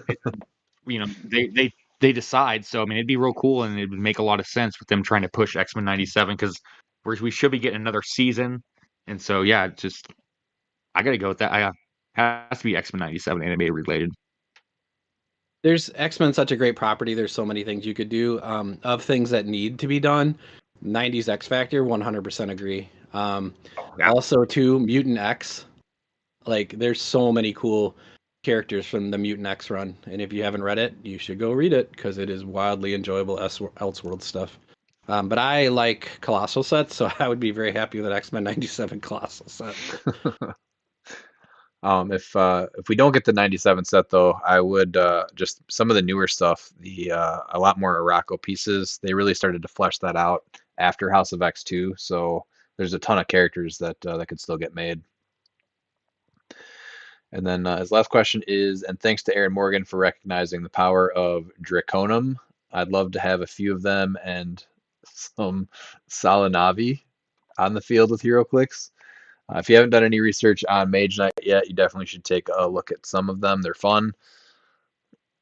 I'll definitely take a look, but I got to get into this Loveland Frog first. Yep, one major project at a time. Did Miles, did you ever play Mage Knight, did you say? No, I didn't. I saw people play it. I'm just like the same thing as like with Warhammer and stuff. Like it just wasn't my thing. I'm more of a comics fan, so it's not just miniatures. It's the comics that really brought me into HeroClix, Okay. because I'm just a comic nerd. And Pete, you didn't play Mage Knight. What did you play? It wasn't Warhammer either. BattleTech. I grew up playing BattleTech, and That's right. man, those were the days. Those games took like weeks at a time. But I do have a couple Mage Knight figures. They're interesting. You can pick them up pretty inexpensive if that's something that interests you. I just don't know that they would hold up now, but there's probably something there. There's plenty of cool sculpts. Yeah, I just never picked any up or looked into the rules. Konstantin Savitsky wants to know, how do you feel about the idea of having to play certain figures in the meta to be ready for other figures and teams, like Butterfly to bring in counters or new Black Panther Legacy for sidelines? What are your guys' thoughts on that? So I don't think that anything should ever be required to play. It wasn't too long ago that everyone had to prepare for Thanos, and then you could be prepared for Thanos but lose to other teams.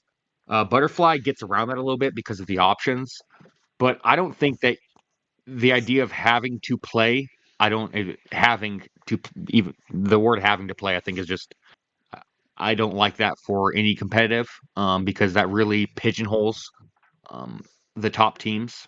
Of course, you're always gonna have figures that are good, but to have to play certain figures in order to even compete, I think, is the wrong mentality. Um, Even if it's figures like Butterfly that can bring in other answers. What you were talking about with Thanos, I think, is a really good example, because that's what was on my mind too, where you had to play the emotional modifier. Otherwise, you just lose pretty much. Like I don't mind Butterfly or Black Panther, honestly. What does bother me though is having to play like Griever as a Butterfly option because people are playing Darkseid and I don't want to take 8 unavoidable damage in a turn. That bothers me more. Yep. Pete, what do you got? I think Butterfly is a very effective way of getting through a lot of things. I don't know if there's ever in HeroClix really like something you have to play. There's teams you have to prepare for, and I like to see more stuff in the meta than less stuff in the meta.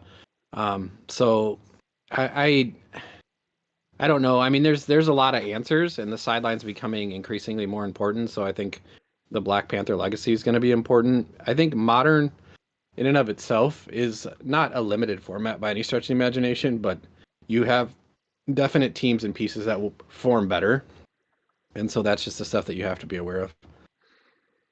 And then the second question is, do you think it's healthier to have easy to include counters like Magic the Gathering sideboard, or do you have issues with there being sort of a must-have, must-play figures? I think I actually like having just like sideboard type options. It adds a little bit more strategy to it, honestly. I heard a lot of people at Red, White, and Click say they just picked the wrong Colin for their butterflies. So I think that's, again, more of like a strategy thing. What do you pack and what do you choose in the moment? But what I really don't like though are those must plays like Carnage Silver Surfer, the Scott Porters, or like Kong before the errata, where what was it, like 80%, 85% of the teams had at least one Kong. Like that's the kind of stuff Blackheart.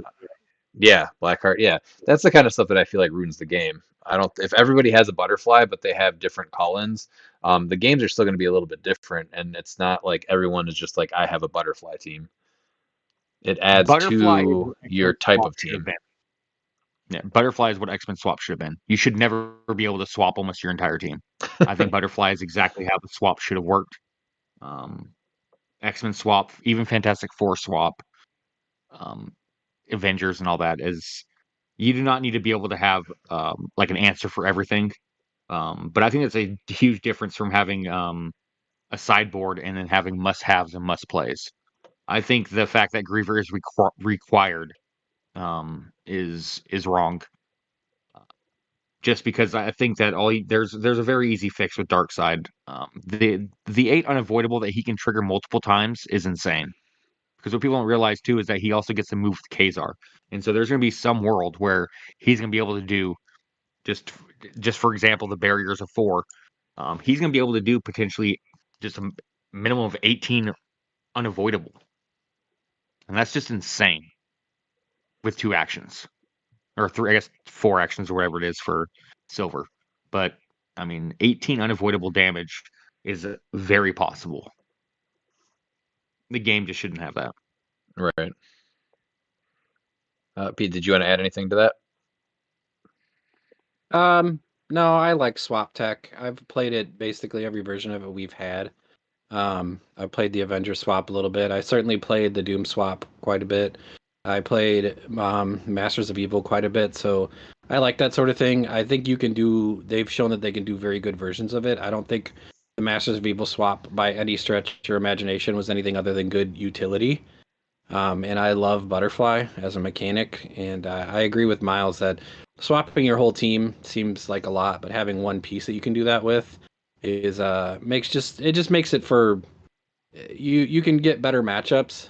You can also just as easily pick the wrong matchup and pay for it. So I've seen that go that way too with Butterfly. Yeah, definitely. Mark Bird, what are your early predictions for Lantern Legacy? I'm hoping to see White Lanterns as a sub-theme. I really just want to see a bunch of the War of Light stuff because there was a couple of cool sculpts, and I just picked up a factory set of the organized play set. So any of that or the whatchamacallit, I'd like to see those. What are they called? They're on the peanut bases. I think they're chases. Yeah, Oh, the entities. Yes. entities, yeah. But have them work a little bit differently, or the batteries, the constructs, like any of that stuff from there is cool. And I think that's what makes all the lantern pieces so cool is all that stuff. So I hope it's not just figures, because I'd like to see some of that older stuff come back if they're not going to make it new in the first place, but change significantly how they work. But I think that's kind of a hard ask.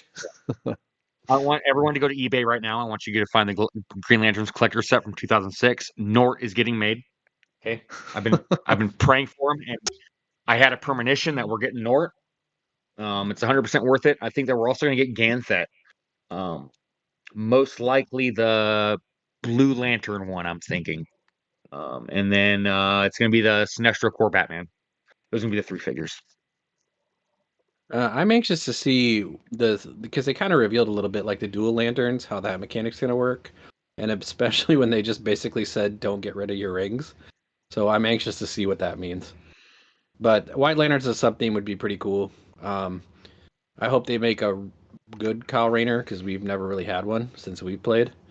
And the lanterns always have a lot of really fun pieces that do a lot. So I'm excited for that set. And that's scheduled right now for summer, I think, right? I think so. Yeah. What do you think we'll ever see the Phoenix Force resource receive a legacy? Doubtful, I know, but for me, it was such a fun group of pieces to play on X-Men teams for a bargain point cost. I never played where there were resources, but I think if they were redesigned as equipment, that would be an easy, awesome thing to legacy. Kind of like what we were just talking about, the Lantern Legacies. I like those extra kinds of pieces. So even though it's a little bit more of a long shot, I think that would be a very good thing to bring back, and it instantly adds value to anything that's kind of cheap right now.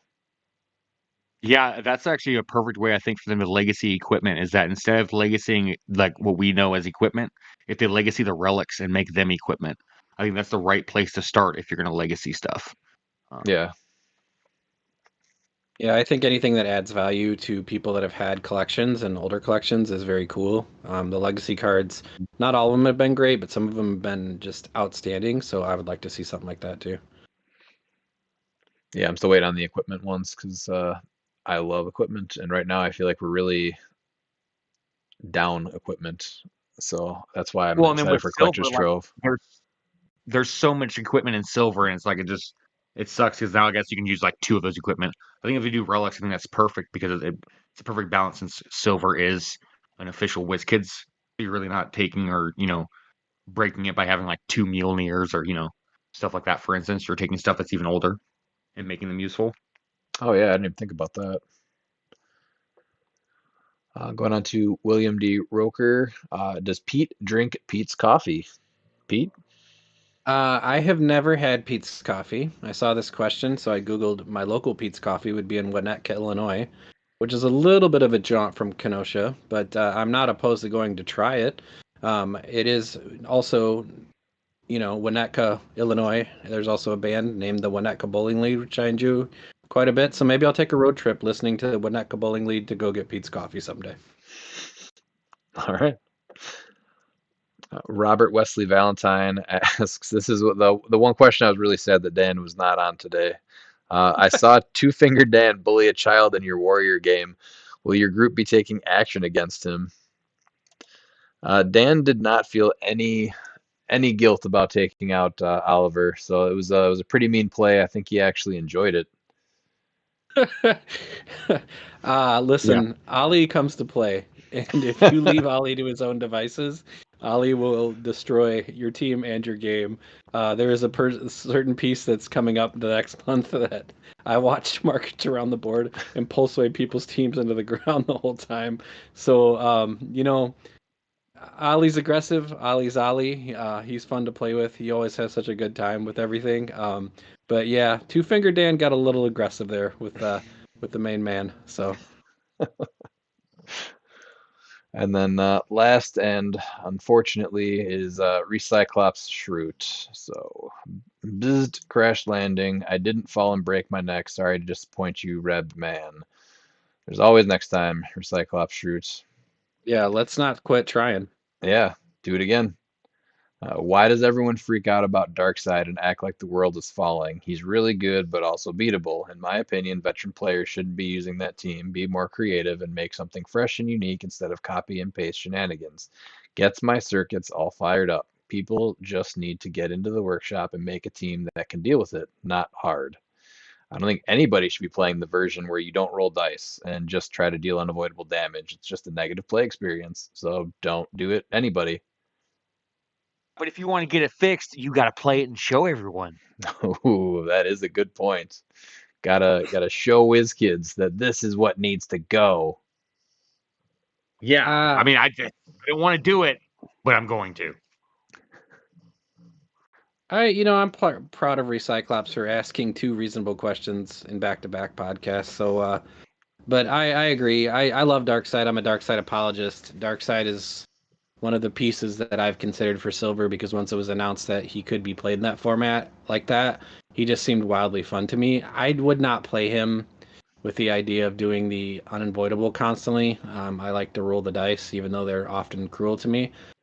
So I just think I think you gotta. I would hope that people would go on both sides of this, right? Like I understand being competitive and wanting to win. I 100% agree with that, and I think that everything that's been happening on podcasts and in the community about Silver and the things, I think Silver's been ultimately super responsive, and Aaron's doing an amazing job. But I would like to see people not only consider their options of winning, but also the other people at the event's play experience because if we want a community, we can't then completely crap on the community every chance we get. Well said. Second question is who out of ChampionClix will place and or win on Saturday? Gotta send my bets to Vegas soon. I smell a Cinderella story this weekend. I think the only person that's definitely not going to place is Bookwood. I've been training him. We've been going to the mountains like Rocky Balboa against Ivan Drago.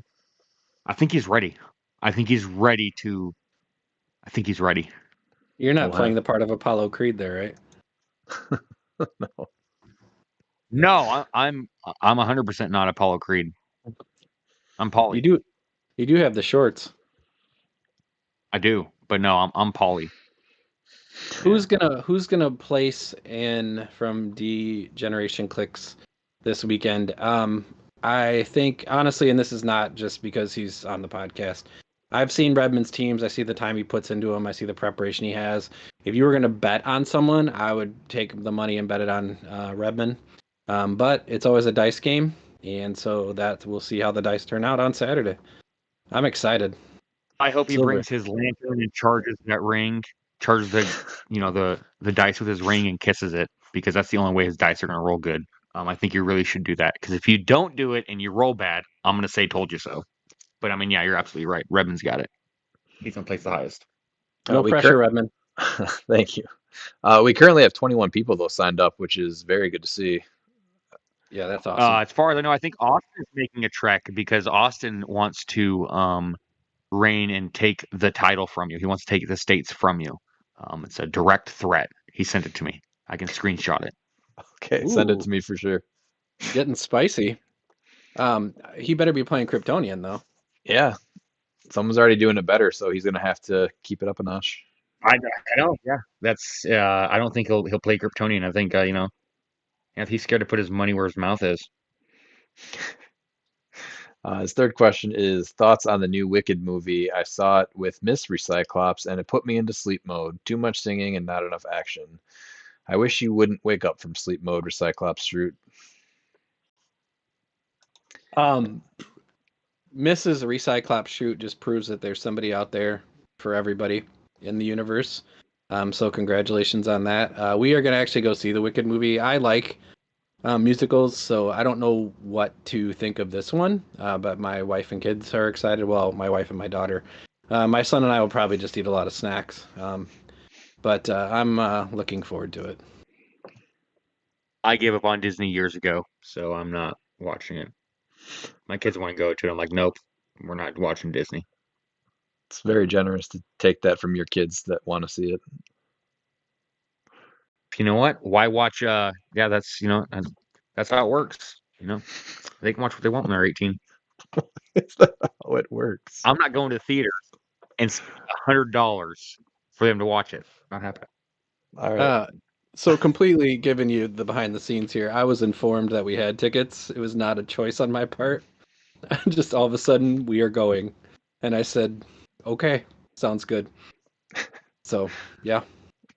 I'm sure we'll catch it eventually, but not in theaters. So, And then signing off, he says, until next time, Redman, I know you love me. Whoosh. I hate you, Cyclops, so, so much. It's All here right. it is right here. Yeah, I'm going to try and take Ryan State from him. Got to prove why I was 53 shots above him. Man, All you got a right. big target on your back. I guess so. I didn't realize that. All right, Austin. All right, that's going to wrap it up for this episode. Do you guys have any final thoughts? Thanks to David Newmark. Thanks for what you're doing for the events that you're planning and the work that you're doing to make it a better experience for everybody in the community.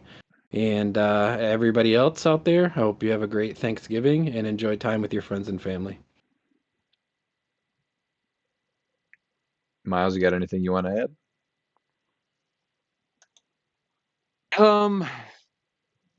Yeah, that's Pete made it perfect. I'm gonna go with his answer, 100%. It's not an answer. It's your final thoughts. All right. I know. Yeah, that's my final thoughts. Yeah. Okay. I think it's I look forward to seeing everybody at Oregon States. We don't have a lot to sign up yet. I need to try and push that more. I am judging it, so you know that it's going to be there's not going to be any issues with how things are ruled. It will be ruled correctly. Please come, have fun. Just don't bring garbage, because we can go out back. Aqua Miles and you be perfect. You know, we can even record it and just have fun. So yeah, please show up and just we'll do whatever you want. We can Fly go back from out overseas and have fun. Yeah, absolutely. All right. Well said, I guess. I'm excited for states. We got 21 people coming to that, so it should be a pretty big event, big turnout. And looking forward to ChampionClix Open. And if you guys can make it to that, absolutely try to make it to that. It is in March. Until next time, thanks for listening. And if you're not down with that, we got 2 words for ya! Click it!